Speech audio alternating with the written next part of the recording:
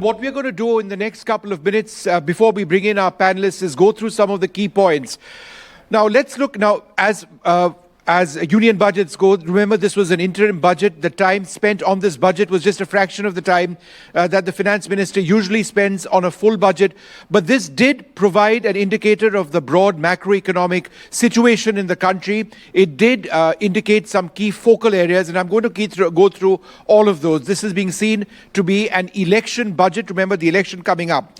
The focus, a young country with high aspirations, pride in the present, hope in the future.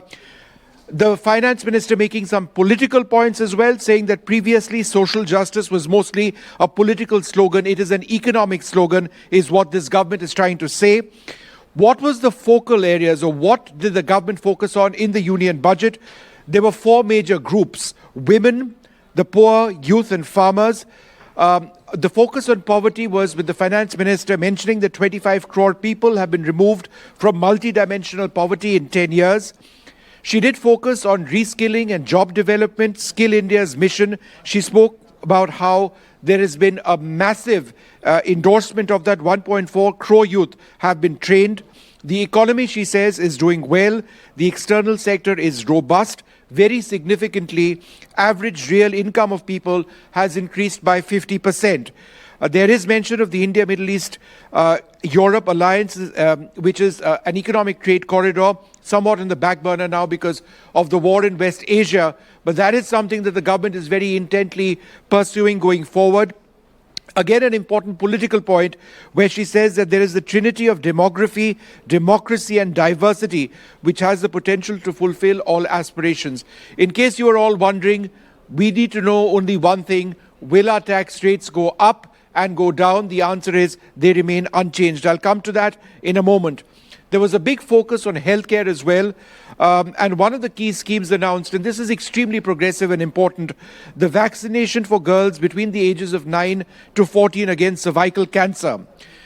In terms of continuing with the focus on women, which has been something that Nirmala Sitharaman has focused on, spoken about extensively, 83 lakh self-help groups with 9 crore women are transforming the rural socio-economic landscape. The success of self-help groups by women has empowered 1 lakh crore women to become Lakhpati Didis, which the government wants to expand to between 2 and 3 crores. There will be a corpus of 1 lakh crore rupees with a 50-year interest-free loan, providing long-term financing or refinancing with long tenures for private sectors to scale up research and innovations significantly in sunrise domains. My understanding is that the defense sector is one of those areas which could have access to these funds. So again, no proposals to be made on tax rates, direct or indirect. There will be tax benefits for startups. Investments made by sovereign wealth pension funds to be extended to March 2025. Those were a couple of the key points. Sumant Sinha with us. Thanks very much, Sumant, for being with us.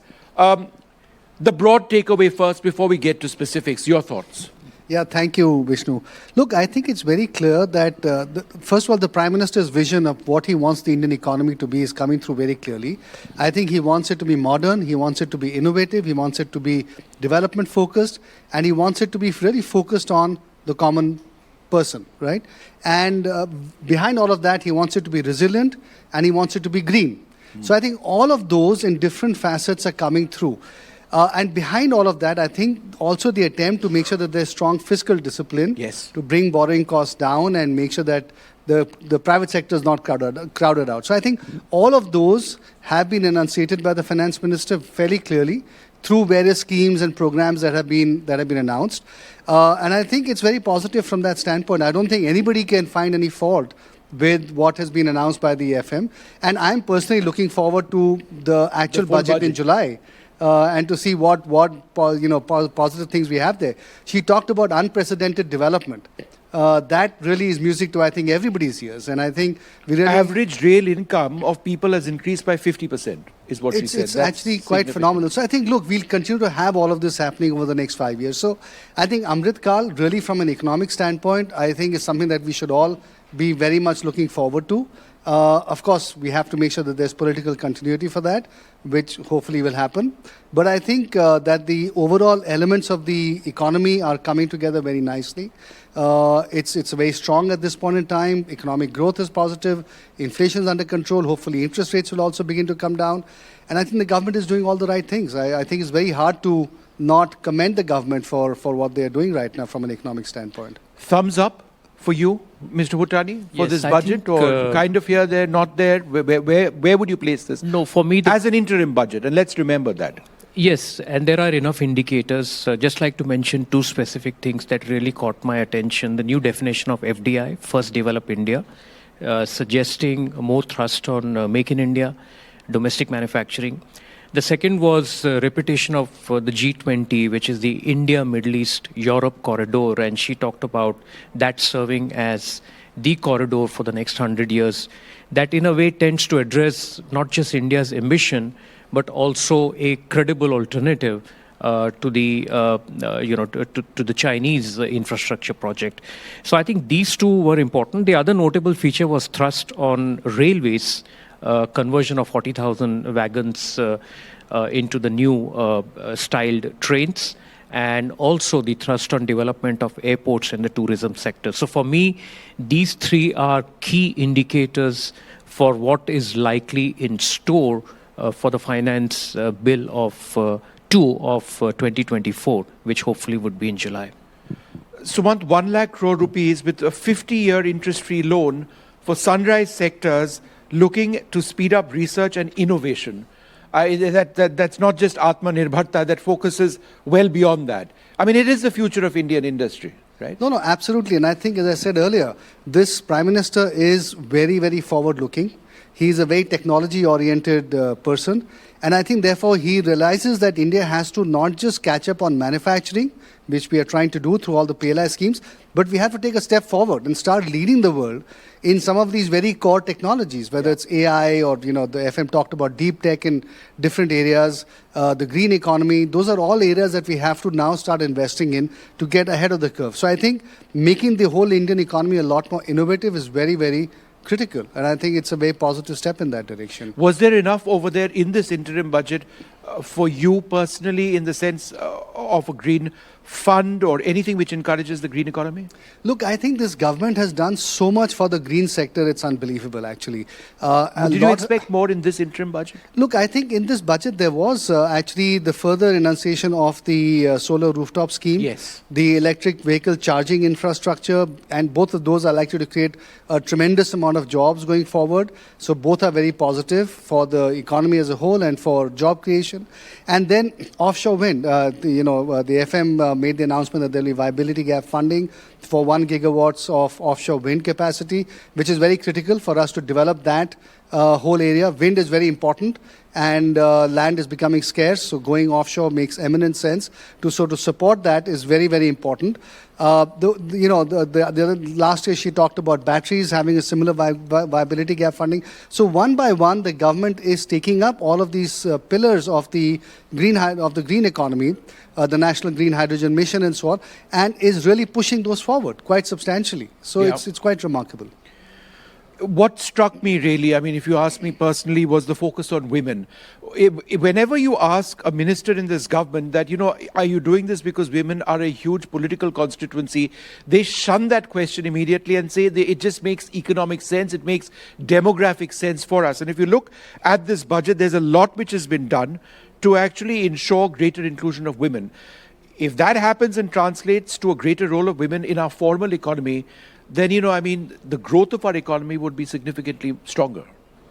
No doubt about it. In the morning, we heard one of the experts talking about the rural economy, with 60% workforce in the rural economy being women. Now, how do you really bring them more in the formal side of the economy is important. Whether that happens through a normal transition from agriculture to agro-processing unit, or that happens through other ancillary unit, it is very critical. So it's one thing to say about employability of women, women empowerment, health-related issues, addressing women-specific issues. But I think the focus again was on the urban and the semi-urban areas. Healthcare, straight up mentioning in an interim budget, Vaccination for girls between 9 to 14 for cervical cancer, very progressive looking, an important step. 83 lakh self-help groups with 9 crore women transforming the rural socio-economic landscape. Then Lakpati Didis, it's an old scheme, but from 1 crore who become beneficiaries, they want to increase it to 2 to 3 crores. That's, three separate plans affecting girls and women. I just think that really is a key focal point. But Mr. Bhutani, let me come to you next about what we've been talking about ad nauseum. Are we paying more? Are we paying less in terms of taxes? Are we getting any benefits? No changes in the tax rate. Nothing precludes the finance bill or 2 of 2024 to carry out changes which would be effective from April 1. But right now, no changes.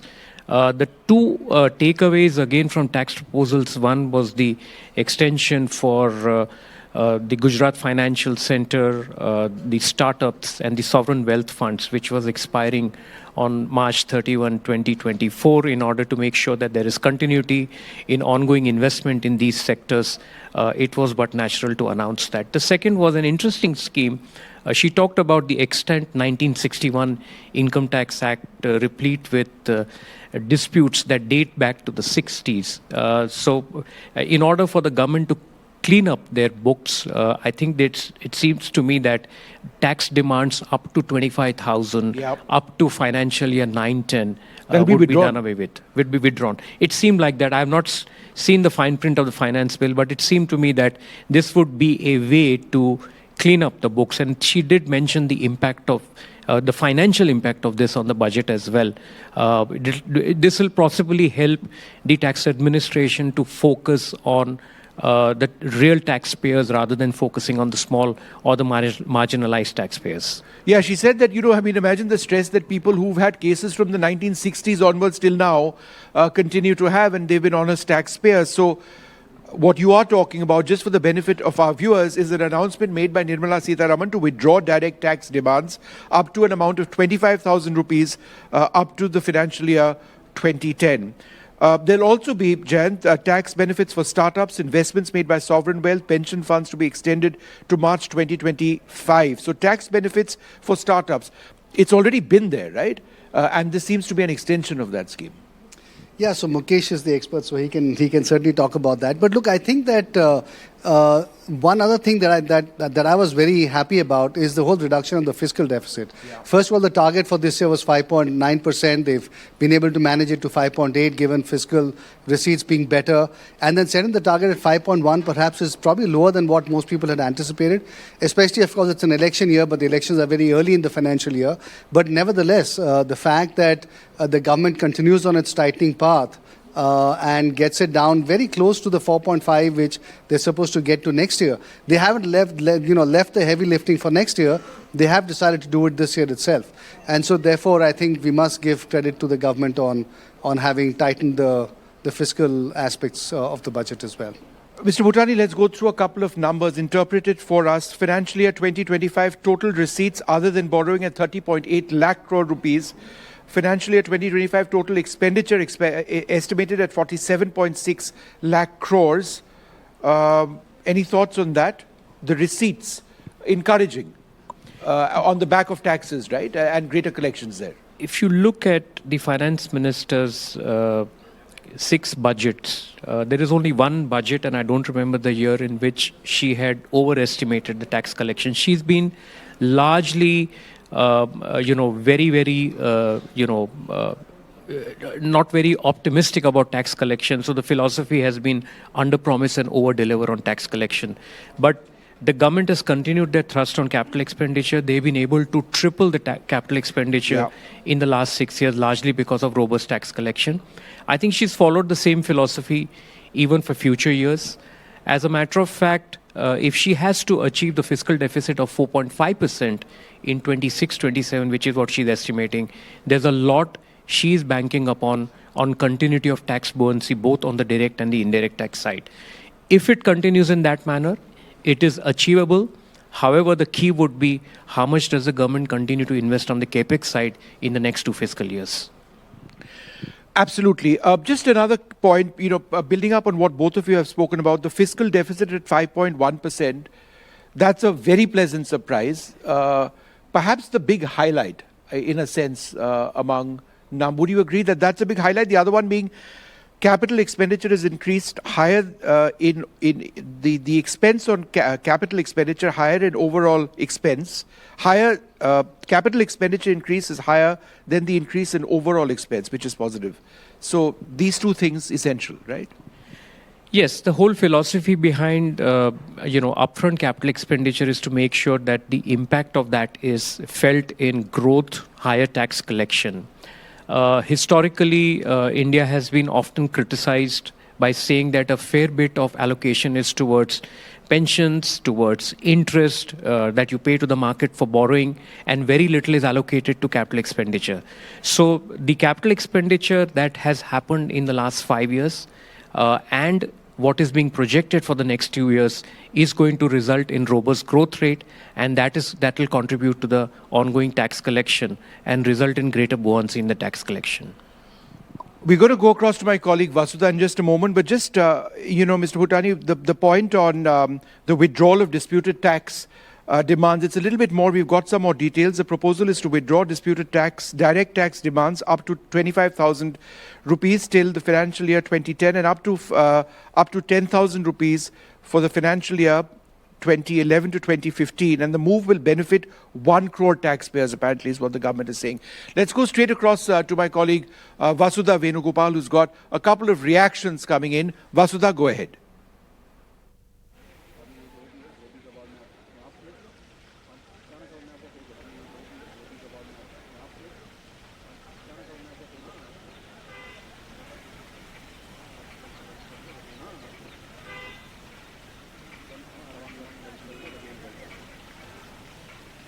We don't seem to have that line with Vasudha. Can you hear me, Vasudha? Can you go ahead with the reactions that you're getting? Hear you. I can't hear anything else.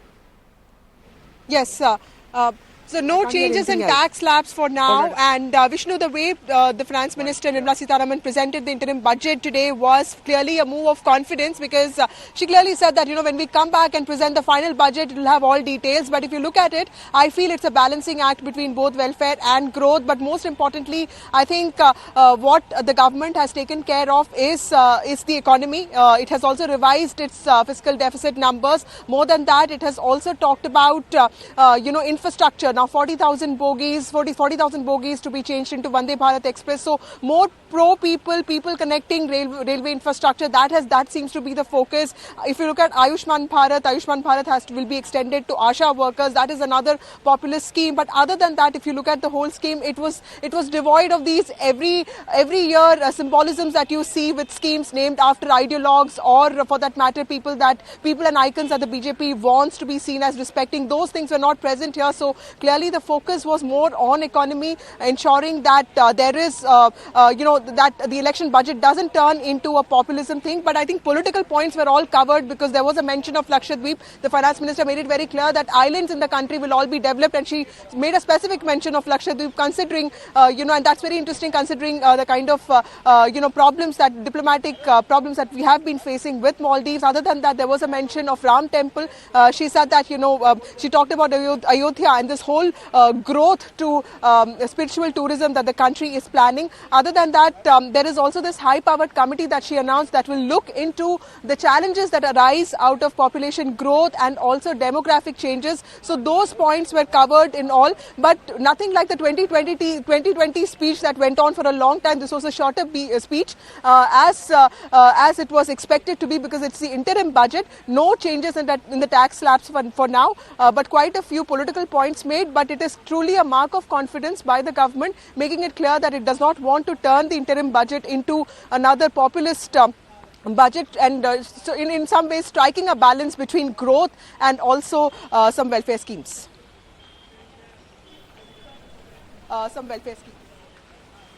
All right, Vasudha, thanks very much for being with us. Mr. Rudra Chatterjee joins us as well. Thanks very much for being with us. If you can just pick up your mic, let me just quickly ask you for some of your key points or highlights, sir, on what exactly it is that you are looking at in the budget, which you think have been really key focal points.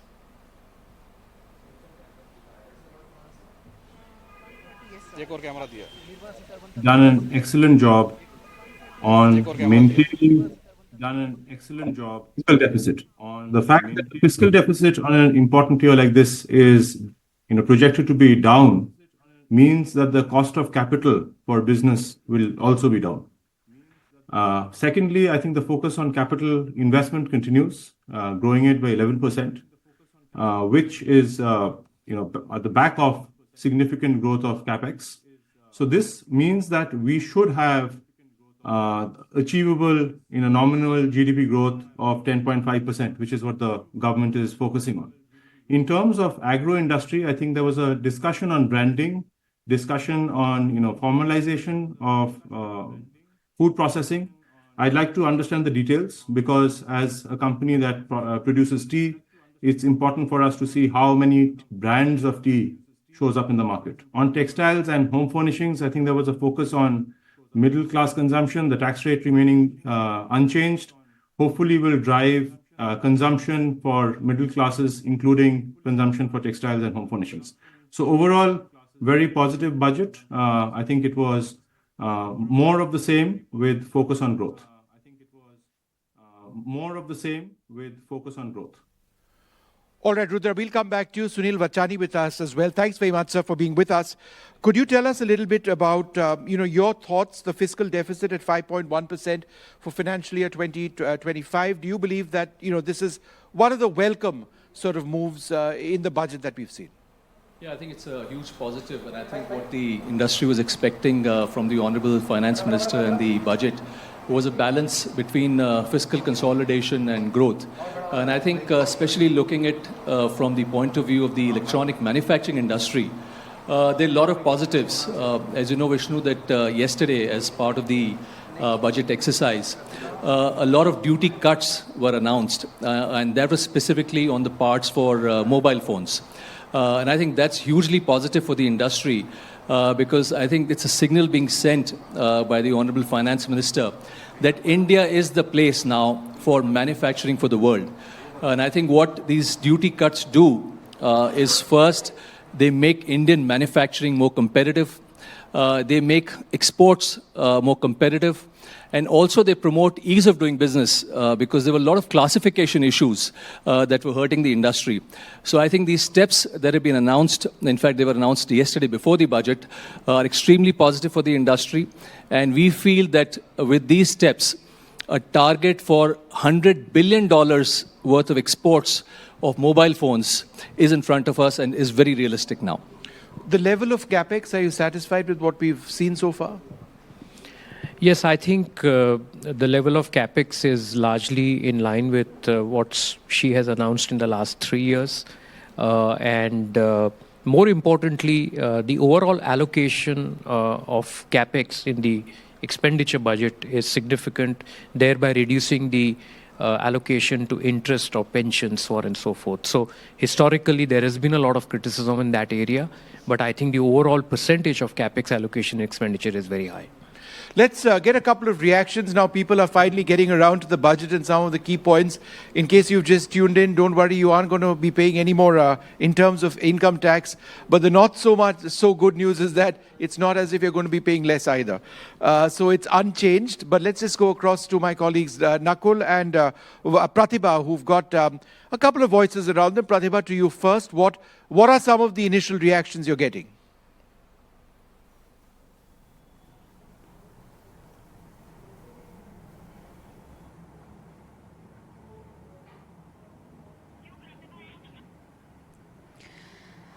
Well, over here in Bengaluru, I have with me most of them from the MSME background, and most of them seem to be rating the budget on a scale of 10. They would be giving it at least 8 or 9. Most of them seem to suggest that it is growth-oriented. What are your first reactions, sir? Yeah, it's a growth-oriented budget. Why I'm saying that is because of I'm a consultant, and I practice in direct taxes and indirect taxes. So even though not much thing was there in direct and indirect taxes, but seeing at the fiscal consolidation which has taken place in the last 1 year, government is very confident that they have enough revenue with them to meet the further coming expenditures. So it's an infrastructure-oriented budget because 11 lakh crores they are allocating for the coming years, and that will be met 90% by the revenue, own revenue source, not going for borrowing. So I think that's a great move. That's why they have not touched any of the tax rates, whether it's a GST or customs rates or income tax rates. But tax has been one of the contentious issues, right, sir? Yeah, definitely. I am General Secretary of Lagudyog Bharati Karnataka. The tax has been reduced, as Ravindranath Kaushik was telling. Government is having sufficient fund. It is for the past 3 years. We are every month we are recording with the GST collection, creating new highs. Definitely, business is growing. That environment is created by the government for the past 9 years. This is a great transformation in every aspects, in every segment. Government is having its vision for very long term. During 2015, everyone was shocking by when the government was cutting down the subsidies and imposed and motivated the people to work, business to work, and encouraging investments internally, domestically, and the FDIs. This has given a lot of impetus and core strength for the country to have business, agriculture, development of agriculture, education, and healthcare segment. Everywhere there is a development. There is a confidence. That Infrastructure for business is on one side, but when it comes to MSMEs, what are your thoughts? I mean, how is the business scenario for MSMEs? See, for MSME, MSME is one of the biggest beneficiaries with this government budget. See, I am a small business owner, and I have taken Pradhan Mantri Mudra Yojana, as a support. So that has benefited my business a lot. So I definitely would rate this, budget on a scale of 10, 9. And especially when it comes to EV and all that, a lot of them have complained about R&D not being given enough budgeting, or even when it comes to the infrastructure for that. What are your thoughts on it? No, EV is definitely has been given the importance. In fact, a lot of investment is coming up, both internally and even from the foreign funds. This is going to be a great success, EV, and also they are thinking ahead of it. This budget is based on the progress, thinking about next 25 years, and it's a strong budget. We rate at least 8 to 9 out of 10. No, in fact, most of them are saying this is an interim budget and that, nothing much can be expected out of it. Is there any kind of, one disappointment that you would say when it came to this particular budget?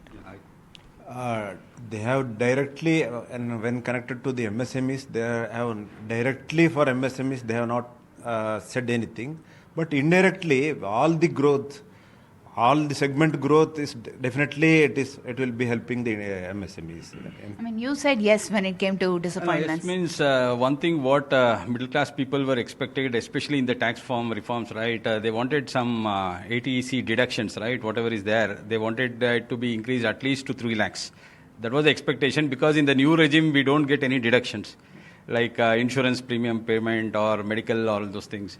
So that was one expectation, what we were thinking that somewhere in this budget, in the old regime, what people are opting for, right, there will be increase in the ATC exemption limit from present 1.5 lakhs to 3 lakhs or 3.5 lakhs.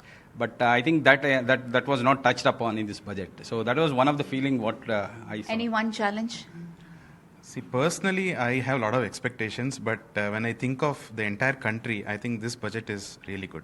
Right. Anything that you have to say? This looks like, it's not trying to appease or trying to, manage for election or anything. Looks like it's a fundamentally strong budget. So I think we have to live with it. The ecosystem is good. So entrepreneurs and business community will definitely be benefited, including micro, small. There are a lot of growth is happening in fact, Bengaluru is known for its thriving businesses as well as the IT industry and the startup capital. On a scale of 10, at least 9 or 8 is being given, at least from Bangalore. Back to you.